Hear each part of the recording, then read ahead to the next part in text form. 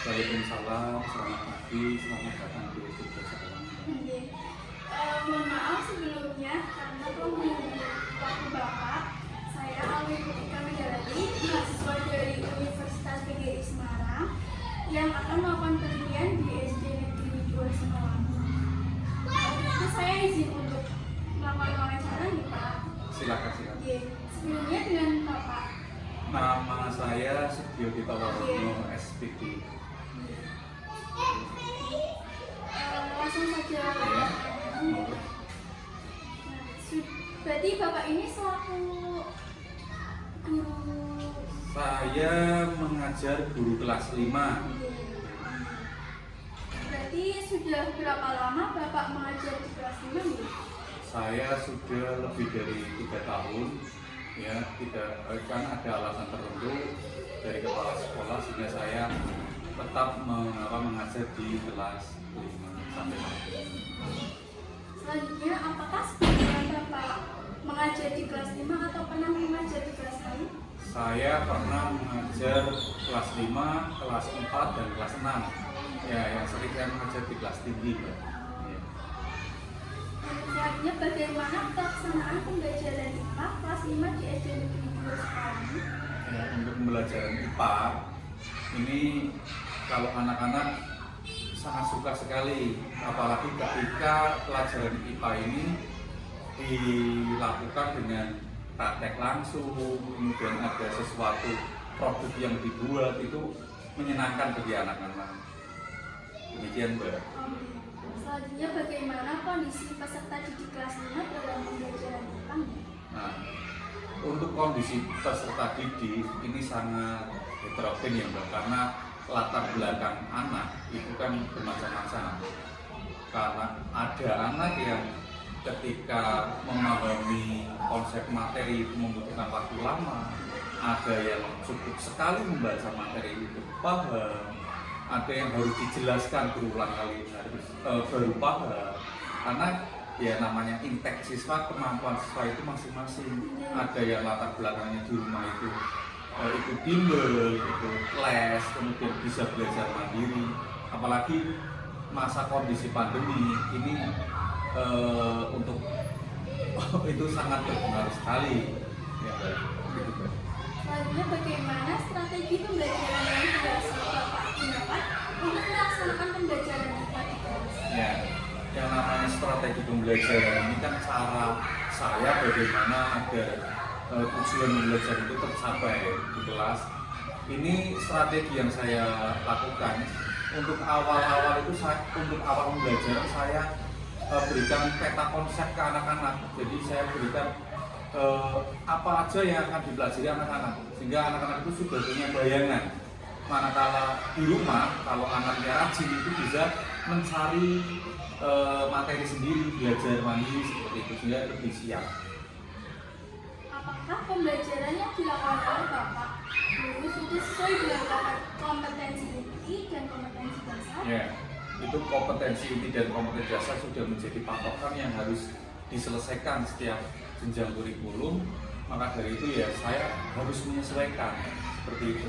Untuk saat ini masih menggunakan kurikulum 2013, tapi kurikulum kondisi khusus, Mbak. Ya. Apakah pembelajaran IPA saat ini sudah menyenangkan? Bagi siswa yang namanya pembelajaran itu kan tergantung moodnya siswa. Kadang menyenangkan, kadang kalau anak moodnya nggak bagus ya enggak. Jadi tidak menyenangkan itu yang menyenangkan, tapi tidak bisa 100% saya jamin semuanya senang gitu. Apakah Bapak guru dalam setiap pembelajaran selalu diberikan konsep terlebih dahulu? Ya, ini tergantung metode yang saya terapkan. Ketika metode yang saya gunakan itu kok discovery learning, berarti saya itu hanya memberikan konsep dasarnya saja.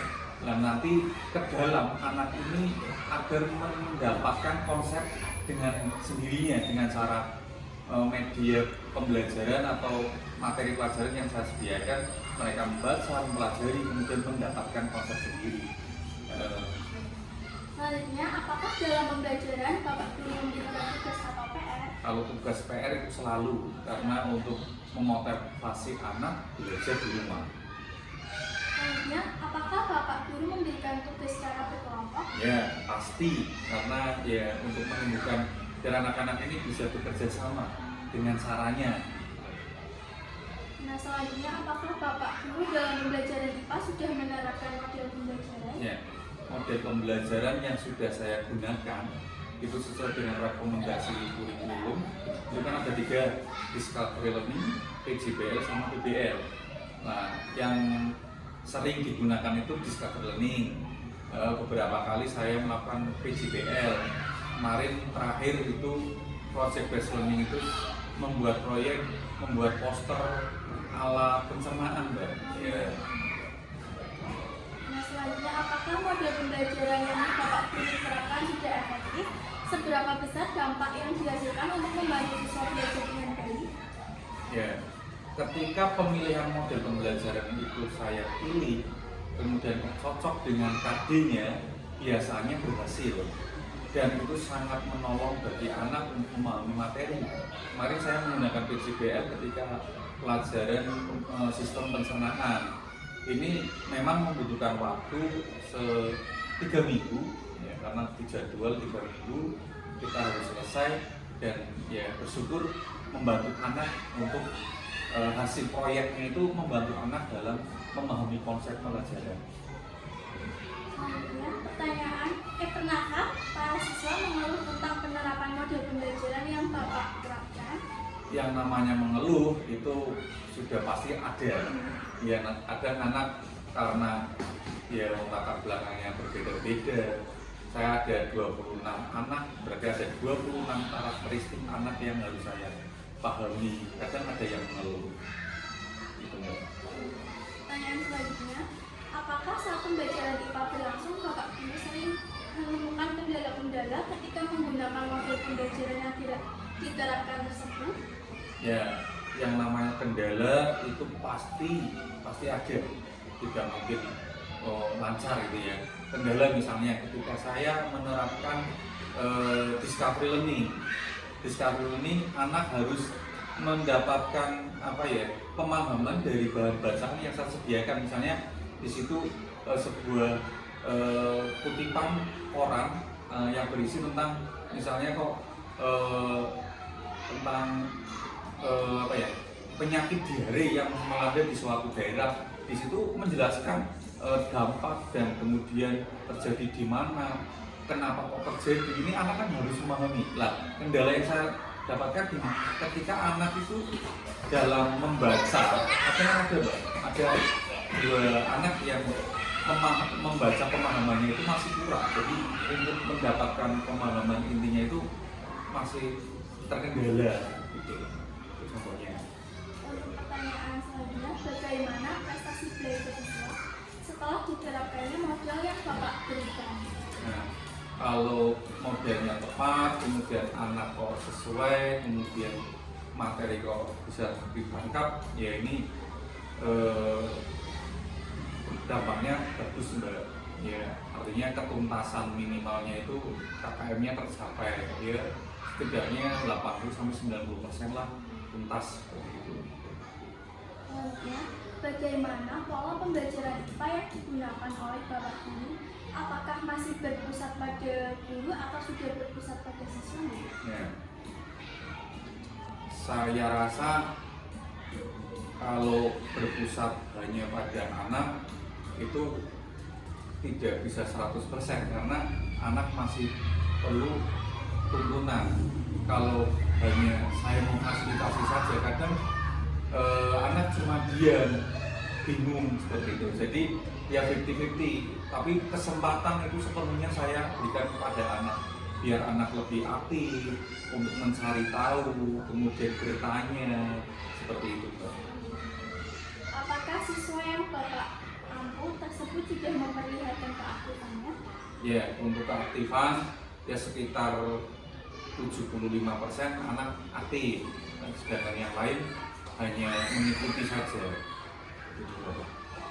Pertanyaan selanjutnya, apakah siswa sering merespon pertanyaan-pertanyaan dari Bapak Guru saat pembelajaran berlangsung? berapa besarkah respon tersebut? Untuk respon ketika saya memberikan pertanyaan itu biasanya itu dikuasai oleh anak-anak yang cenderung berkompetensi ya, kompetensinya lebih bagus. Itu ketika ada pertanyaan itu langsung menjawab. Tetapi ya sebagian ada yang perlu dimotivasi agar menjawab pertanyaan dari saya. Ya caranya ya saya kadang menghentikan dulu yang tadi sudah menjawab pertanyaan dari Pak Guru, tolong diam dulu, coba yang lain. Jadi kesempatannya sama, biar responnya ada dari anak-anak semuanya. Apakah siswa yang Bapak ampu sudah dapat bekerja sama untuk memecahkan masalah secara berkelompok? Nah, ini saya rasa mampu karena kelompok yang saya buat itu saya buat secara heterogen, baik dari segi kemampuan maupun gendernya. Jadi yang pintar itu saya sebar, kemudian berdasarkan gender saya rasa adil karena jumlah laki-laki dan perempuannya biar seimbang seperti itu. Kemudian itu ya motivasi biar mereka yang tidak mampu akan termotivasi oleh yang mampu seperti itu. Kemudian yang karena berbeda jenis kelamin yang tadinya malu ya tidak menghilangkan rasa malu ataupun minder seperti itu, dia agar mereka itu sama, sehingga ketika saya memberikan tugas ataupun apalah kerja yang dikerjakan secara berkelompok, saya rasa mereka bisa. Nah, selanjutnya, apakah dalam proses pembelajaran Bapak pernah menggunakan model Project Based Learning atau PJBL berbasis STEM? Ya, untuk PJBL ini saya terakhir kemarin di pelajaran IPA, proyeknya membuat poster alat pencernaan. Itu saya program selama 3 minggu, Mbak. Jadi pernah. Tapi untuk tema cuti sendiri, ini sudah menggunakan PJBL? Itu di tema 7 deh. Iya. Tema 7? Pencernaan apa? Tema 7 itu yang peristiwa dalam kehidupan yang kayak Iya. suhu dan kalor. Iya, suhu dan kalor. Kalau suhu dan kalor ini belum. Iya, terakhir kemarin itu semester 1 PJBL. Untuk semester 2 PJBL saya belum ada proyek. Rencana sih ini mungkin ada nanti untuk di tema berikutnya. Berarti untuk berbasis lainnya belum ya? Tadinya meliputi sains, teknologi, engineering. Iya, belum. Iya. Berarti cuman PJBL. Proyeknya saja. Iya. Posternya belum. Iya. Nah, selanjutnya apakah Bapak Guru memiliki kendala dalam memilih metode yang menyenangkan bagi siswa? Iya, kadang kendalanya yang namanya model pembelajaran kan harus didukung dengan media. Nah, ketika medianya tidak ada, maka ya saya tidak bisa seperti itu. Kemudian saya juga harus memilih dan memilah KD mana yang cocok dan sesuai untuk model yang saya akan lakukan seperti itu, Mbak. Yeah. Untuk pertanyaan yang terakhir, Yeah. apakah rencana Bapak Guru ke depannya untuk lebih memotivasi dan meningkatkan prestasi belajar siswa melalui model pembelajaran? Apakah Bapak akan berinovasi dalam penerapan model pembelajaran? Nah, itu sudah menjadi keharusan guru ya. Iya. Jadi ya tetap berusaha agar memberikan layanan pembelajaran yang terbaik buat anak suka belajar, kemudian menguasai konsep pelajaran yang akhirnya nanti anak berpengetahuan dan nilainya bagus. Seperti itu. Ya. Terima kasih ya Pak atas waktunya. Ya, sama-sama. Mohon maaf, mungkin ada pertanyaan dan jawabannya tidak cocok. Ya, Pak.